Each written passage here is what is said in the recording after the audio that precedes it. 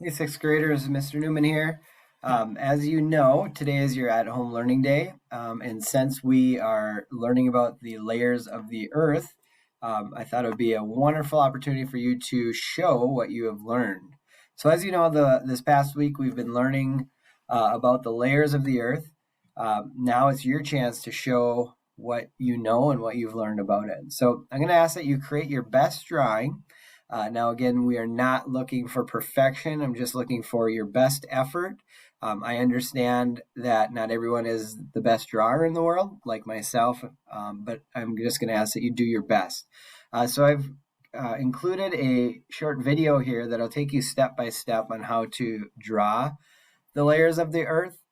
So you can watch that as you create your own drawing. You can create your drawing on paper if you want.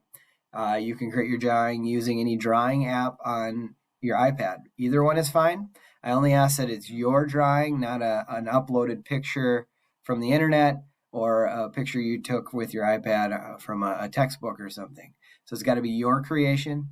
And again, I'm looking for effort, not necessarily perfection or the best drawing skills. So once you have that created, again, watch this video on how to draw the layers of the earth. It's very helpful. You might not have all the tools that they have on this video, like a protractor, but you can find other things around your house to help you draw complete circles. Or again, just do your best. It does not have to be perfect. Once you're done with your drawing, you're going to upload it to this assignment, and then you're done. I look forward to seeing your wonderful drawings of the layers of the earth. Have a good weekend, and we'll see you on Tuesday.